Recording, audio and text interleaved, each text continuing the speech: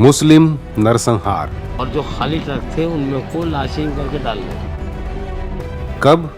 13 अगस्त 1980 को। Police versus एक तरह से मुस्लिम था, ये कोई कम्युनल राइट्स नहीं कह सकते। कितनी मौतें हुई? सरकारी आंकड़ा है 83, चश्मदीदों के अनुसार 400 से भी अधिक। और कैसे? ईद का दिन था। मुरादाबाद के ईदगाह मैदान में 40,000 से अधिक मुस्लिम समुदाय के लोग ईद की नमाज पढ़ने के लिए एकत्रित हुए थे। मैदान के आसपास और घरों के ऊपर उत्तर प्रदेश पुलिस की सशस्त्र टुकड़ी पीएसी के जवान तैनात थे। तभी खबर फैली कि मैदान में एक सुअर घुस आया और कुछ नमाजियों को गिराकर निकल भागा है। मुस्लिमों में सुअर इतना नापाक माना जाता है कि कई मुस्लिम उसका नाम लेना भी ठीक नहीं समझते। कुरान के मुताबिक सुअर के स्पर्श के बाद पढ़ी गई नमाज कबूल नहीं होती। ईदगाह पर सुअर की मौजूदगी से मुस्लिम समुदाय और पीएसी के बीच बहस हो गई। धक्का मुक्की के बाद एक ओर से पथराव शुरू हुआ और दूसरी ओर से अंधाधुंध गोलियां चलने लगीं।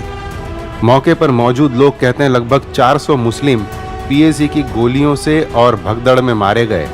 इन लाशों को आनन फानन में पीएसी के 4-5 ट्रकों में लाद कर ले जाया गया, जो कभी भी उनके परिवारों को देखने तक को नहीं मिली, क्योंकि कुछ लाशों को या तो नदियों में फेंक दिया गया या किसी अज्ञात स्थान पर ठिकाने लगा दिया गया।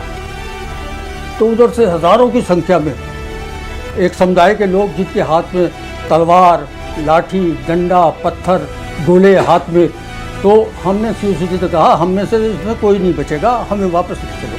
मुस्लिम समुदाय के लोग बताते हैं कि कांग्रेसी नेता हाफिज मोहम्मद सिद्दीकी के माध्यम से मुस्लिम समाज में यह बात फैलाई गई कि यह सुअर वाल्मीकि समाज ने जानबूझकर ईदगाह मैदान पर छोड़ा था। इससे इस नरसंहार को हिंदू मुस्लिम दंगों का रूप मिल गया। लेकिन वाल्मीकि समाज द्वारा ऐसा कुछ किए जाने की संभावना से मुस्लिम समाज के वो लोग ही इनकार करते हैं जो घटना स्थल पर मौजूद थे। ईदगाह से वाल्मीकि बस्ती बहुत दूर है, गलशहीद पे रहते हैं वाल्मीकि, उनसे कोई मतलब नहीं था। ये तो वाल्मीकियों को मतलब टारगेट बना के इन्हें हिंदू मुस्लिम करनी थी, क्योंकि पुलिस ने गोली डायरेक्ट चलाई ना।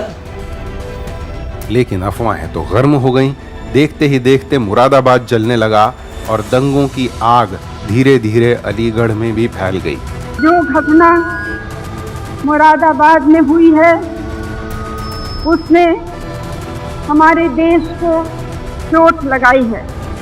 आरोपों के दौर में प्रधानमंत्री इंदिरा गांधी ने इस घटना के पीछे पाकिस्तान से लेकर आरएसएस और कुछ ही महीनों पहले अस्तित्व में आई भारतीय जनता पार्टी पर इसका दोष मढ़ दिया।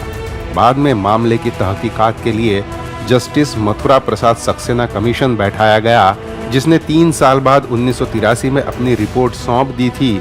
लेकिन न तो कोई कार्यवाही हुई, न ही कोई गिरफ्तारी हुई। कहा जाता है यह रिपोर्ट इतनी सनसनीखेज थी कि अगले 40 साल तक इस रिपोर्ट को जनता या प्रेस की नजरों से दूर रखा गया और इस नरसंहार की बात आई गई हो गई। अगस्त 2023 में योगी आदित्यनाथ की सरकार ने उत्तर प्रदेश विधानसभा में इस रिपोर्ट को रखकर सार्वजनिक किया। 1983 की सक्सेना कमीशन की रिपोर्ट में कहा गया कि इस घटना में मुस्लिम लीग के नेता शमीम अहमद खान, हामिद हुसैन उर्फ अज्जी और उनके समर्थक सीधे तौर पर लिप्त थे। शमीम अहमद ने घटना से कुछ दिन पहले ही वाल्मीकि समाज की एक नाबालिग लड़की के साथ बलात्कार भी किया था, जिससे इलाके में हिंदू मुस्लिम तनाव निर्माण हो। दूसरी चौंकाने वाली बात यह सामने आई कि ईदगाह पर उस दिन किसी ने कोई सुअर देखा ही नहीं था। मतलब यह भी सिर्फ अफवाह फैलाई गई थी।